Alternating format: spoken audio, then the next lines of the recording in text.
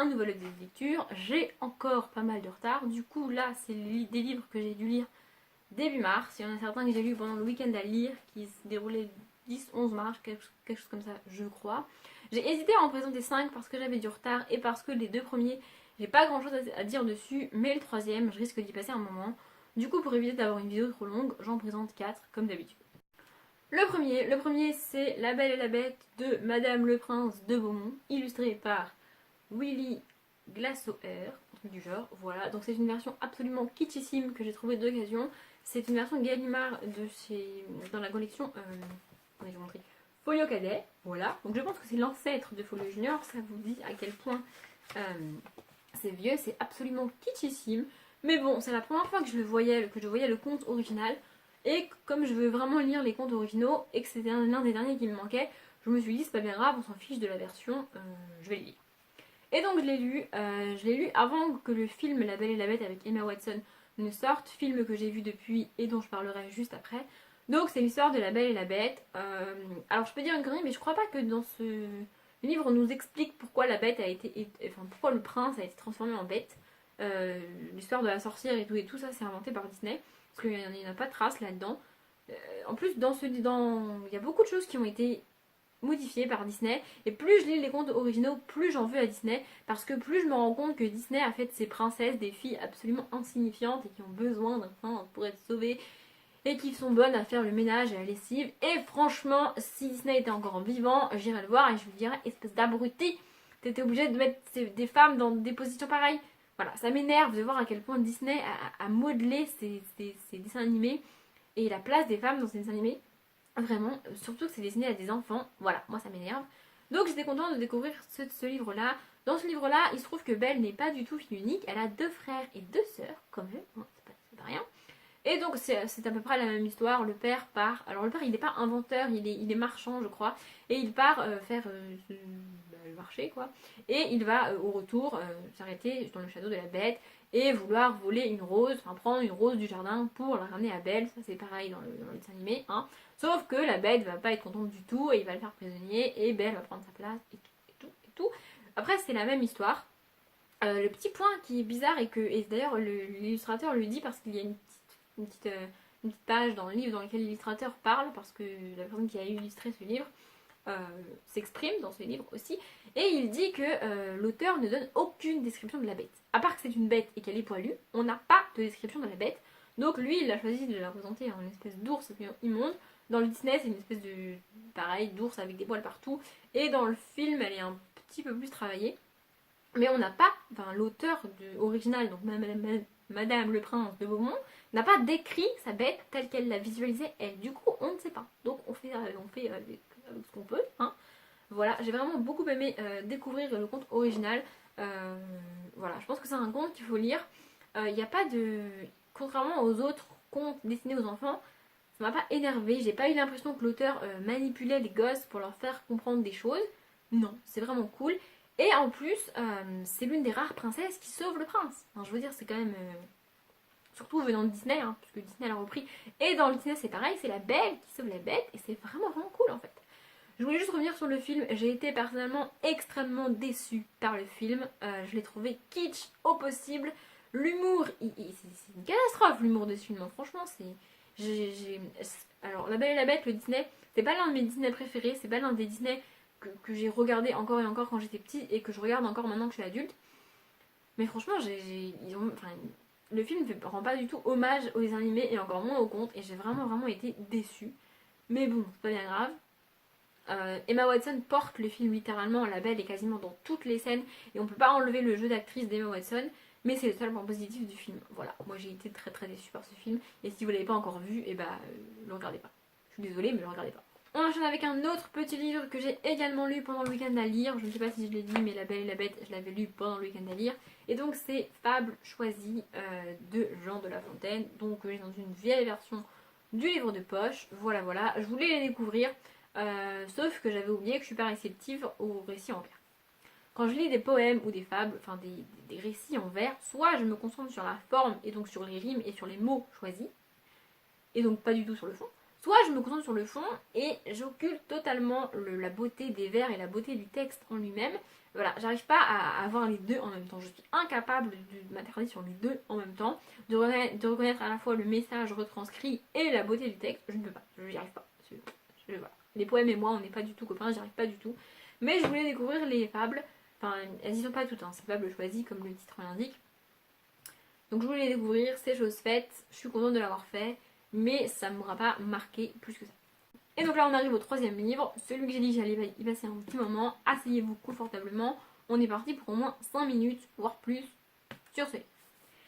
J'ai lu Winter de Marissa Meyer, donc j'ai terminé les Chroniques lunaires et je suis extrêmement triste d'avoir terminé les Chroniques lunaires. Ce livre, juste pour le kiff en fait, j'ai été vérifier. Ce livre fait 983 pages et donc il devient pour moi personnellement le plus gros livre que j'ai lu. Il bat le précédent. Le précédent étant, j'ai envie de dire, évidemment, Harry Potter 5, n'est-ce pas, qui dans la version Gallimard grand format que moi j'ai fait 976 pages. Donc il le bat pas beaucoup, mais il le bat. Donc voilà, c'est comme ça. Pour rappel, dans cette saga-là, on va suivre Cinder dans le tome 1 qui est une réécriture de Cendrillon. Donc c'est de la science-fiction avec des réécritures de contes.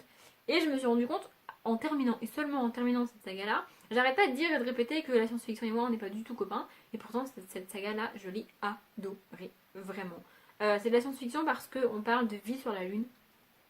Donc voilà. Et donc on va suivre Cinder, dans le tome 2 on suit Scarlet, ensuite on suit Cress, et là on suit Winter. Et dans chaque tome on les suit toutes en même temps. C'est-à-dire que dans Cinder on a que Cinder, dans Cress, dans Scarlet on a Scarlet et Cinder, dans Cress on a... Voilà, vous avez compris, hein, voilà. C'est une immense brique, mais moi je voulais remercier l'auteur de ne pas avoir divisé ce tome 4 là en deux. Parce qu'elle aurait pu, en 900 pages on peut se dire qu'elle peut le diviser en deux. Et d'une part pour gagner plus d'argent, et d'autre part pour ne pas effrayer les lecteurs. Hein. Mais elle ne l'a pas fait, elle est restée fidèle à elle-même, elle avait décidé qu'elle ferait un tome par héroïne, et c'est ce qu'elle a fait, et c'est vraiment cool. L'autre point positif, c'est que c'est 900 pages, mais c'est pas 900 pages de blabla, c'est pas 900 pages parce que l'auteur a mis des obstacles sur le chemin de ses héros, pas du tout. Ce tome 9, enfin ce tome 9, n'importe quoi. Ce tome 4 est construit comme un espèce de gros plan. Au début du tome, on nous dit que les personnages ont pensé à un plan, ont mis en place un plan, on ne nous donne pas de détails sur le plan, hein. On aura les détails quand il va se réaliser, et heureusement. Et donc voilà, dans ce tome-là, ils vont mettre en place ce plan, le suivre. Alors évidemment, il y aura des imprévus, il y aura des petits ajustements à faire parce que tout se passe pas comme prévu, sinon c'est trop facile, hein. Mais c'est vraiment vraiment cool, il n'y a pas une seule page de trop, il n'y a rien de trop en fait, il n'y a pas un seul moment où on s'ennuie. Il y a peut-être 2-3 scènes qui sont un petit peu plus longues que nécessaire, mais c'est pas bien grave, hein, parce qu'on adore passer du temps avec ces personnages-là. Voilà, et ce qui fait aussi que c'est aussi gros, c'est qu'on suit 10 personnages dans ce roman, et c'est vraiment, vraiment Enfin, je sais pas comment elle a réussi à ne pas se perdre et à ne pas nous perdre au milieu de tout ça, mais elle est géniale. Donc ces 10 personnages, c'est qui? Eh bien c'est Cinder, Scarlet, Cress, Winter, donc les 4 héroïnes, plus leur prince, donc 4 princes en tout, hein, plus une amie de Cinder qu'on a rencontrée dans le tome 1 et qui va pas mal les aider, plus la méchante, la reine évidemment. Voilà, et donc les 9 personnes qui sont contre la reine ne sont jamais toutes les 9 ensemble. Il y a toujours un qui est là-bas, 2 qui sont partis, un qui revient, 3 qui sont de côté, ah mais oui attends lui il est là-bas. Ils sont jamais tous les 9 ensemble, il y a toujours 2, 3, 1, c'est une catastrophe, ils sont jamais ensemble, ça va pas du tout. Et pourtant on n'est pas du tout perdu, on sait exactement où on est, on sait exactement ce qui se passe, qu'est-ce qui se passe en parallèle, qui fait quoi, qui est où, qui va où et pourquoi lui il a fait ça, et pourquoi lui il est parti, et pourquoi, on sait tout, c'est vraiment, je sais pas comment elle réussit, mais on n'est jamais perdu. Et c'est vraiment, vraiment cool. Et je pense qu'encore une fois, la meilleure preuve que cette saga est géniale, c'est que quand je me suis rendu compte que j'étais en train de lire la dernière page, je me suis dit non, je veux pas que ça s'arrête, je veux que ça continue, mais en fait c'était fini. Et pourtant après 900 pages, j'ai réussi à me dire non, je veux pas que ça se termine. Alors que je venais de m'avaler 900 pages quand même, presque 1000 pages. Voilà. Et je sais qu'il y aura pas de suite. Alors oui, je sais, il y a le préquel sur Levana, mais c'est le préquel sur Levana et donc je retrouverai pas les personnages qu'il y a ici. Et je suis vraiment, vraiment très triste. Avant de passer au livre suivant, je voulais juste dire un mot sur chaque héroïne. Ma préférée des 4, j'aimerais pouvoir dire que c'est Cinder, mais je peux plus en fait. J'ai vraiment beaucoup aimé Cinder. Cinder c'est le tome que j'ai préféré, c'est le tome 1, mais j'aime beaucoup Cinder. En plus au cours de la saga on la voit évoluer, on la voit grandir. Au début elle a un petit peu tout qui lui tombe dessus et elle est un petit peu obligée d'agir parce qu'elle n'a pas le choix. Et plus on avance dans la saga, et plus elle va prendre les choses en main, et moins elle va se laisser, elle va subir les choses. Et c'était vraiment vraiment cool de la voir évoluer, de la voir devenir adulte en fait. Ensuite dans Scarlett, alors je vais pas m'apesantir sur Scarlett, j'ai détesté Scarlett dans son tome, et dans ce tome-ci, elle est méchante, vraiment. Je comprends pas comment on peut aimer ce personnage-là, je l'ai trouvé mesquine et vraiment horrible dans ce tome-là, mais j'avais envie de la baffer, c'est vous dire. Donc voilà, Scarlett et moi on n'est pas du tout copines, mais même en détestant une des 4 héroïnes principales, j'adore la saga. Ensuite on a Cress. Alors Cress, de par son histoire et de par la réécriture du conte en fait, elle est un petit peu isolée. Donc Cress c'est la réécriture de Réponse, du coup elle a été élevée, isolée du monde, toute seule dans une espèce de tour, hein, comme dans le dessin animé. Et du coup elle est vraiment très renfermée et très, très solitaire et on n'a pas vraiment accès à elle, même dans son tome, parce qu'elle n'est pas habituée à interagir avec les gens. Et c'est vraiment vraiment cool. Et je me suis rendu compte dans ce tome là que c'est bizarre parce que Cinder est le personnage féminin que j'aime vraiment vraiment beaucoup. Kai, donc qu'on rencontre dans le tome 1, est mon personnage masculin préféré, j'adore ce personnage là. Et pourtant c'est pas le couple que je préfère. Le couple que je préfère c'est le couple de Cress et de son frère. Je les adore tous les deux, ils sont juste trop cool et trop chou et vraiment vraiment j'adore ce couple, voilà. Et Winter. Alors Winter au début j'ai eu du mal, je crois qu'on l'aperçoit dès le tome 2 Winter si je dis pas de conneries. Et j'ai eu beaucoup de mal au début et ensuite on n'a qu'une envie, c'est la prendre dans nos bras, lui faire un câlin et lui dire t'inquiète pas, ça va bien se passer, ça va aller, tu peux le faire, t'inquiète pas, ça va aller. Voilà, c'est une espèce de petit oiseau qu'on a envie de prendre dans nos bras. Et dans ce tome là, il y a une seule chose que je regrette, c'est les 7 nains. Parce que donc Winter c'est la réécriture de Blanche-Neige. Alors en y réfléchissant, j'ai à peu près découvert qui étaient les 7 nains. Mais je trouve que c'est pas assez exploité, voilà. Je trouve que l'auteur aurait dû plus exploiter les 7 nains et je suis vraiment très déçue qu'elle l'ait pas fait. Mais bon, elle l'a pas fait. Et en plus, en ayant lu le conte original de Blanche-Neige, les 7 nains sont dans le conte original. Donc elle aurait pu, même si elle ne réécrit pas les Disney, qu'elle réécrit les contes originaux, elle aurait dû voir les 7 nains quelque part. Enfin, ils y sont pas, et moi ils m'ont manqué et je suis vraiment triste. Et je voulais finir en disant, il y a une scène de ce livre absolument horrible. Mais vraiment. C'est-à-dire que c'est une scène qu'elle a repris du conte. Et que donc dès qu'on démarre la lecture de cette scène, on sait comment ça va finir. On sait ce qui va se passer parce que ça se passe comme ça dans le conte. Donc on connaît cette scène, on sait exactement et on peut pas s'empêcher de se dire non, non, non, non, pitié, non. Voilà. C'est ce qui fait que c'est vraiment cool, c'est qu'elle a repris des éléments qu'on connaît et qu'on voit arriver les choses et on espère que ça n'arrivera pas, mais en fait ça va arriver. Voilà, je vais arrêter de blablater parce que je pourrais encore parler de ce livre pendant très très très longtemps. Si vous n'avez toujours pas commencé cette saga-là, par pitié, essayez-la, je vous en prie. Le tome 4 peut faire peur, mais croyez-moi, quand vous arriverez à la lecture de ce tome 4, il vous fera plus peur du tout. Je vais terminer avec un abandon. Bah oui, c'est pas drôle s'il y a une lecture sans abandon. Donc c'est Charlie plus Charlotte de Shannon Lee Alexander. C'est encore une fois un roman, une romance dans lequel les maths ont une importance. Enfin, voilà, il y a plein de graphes et de trucs mathématiques sur la couverture, mais j'ai pas du tout accroché avec ce livre. Donc je l'ai arrêté à la page 122, pour être précise, voilà. Et en fait, je me suis rendu compte à ce moment-là que j'avais adhéré ni au personnage de Charlie, ni au personnage de Charlotte qui est quasiment inexistant, alors que c'est quand même écrit sur le titre, hein. Et puis l'histoire, bah franchement, il se passait pas grand-chose, quoi. Donc c'est l'histoire de Charlie, qui est un petit génie des maths, un petit génie des sciences. Son but ultime dans la vie, c'est d'intégrer le MIT, la plus grande école d'informatique et de mathématiques aux États-Unis, rien que ça.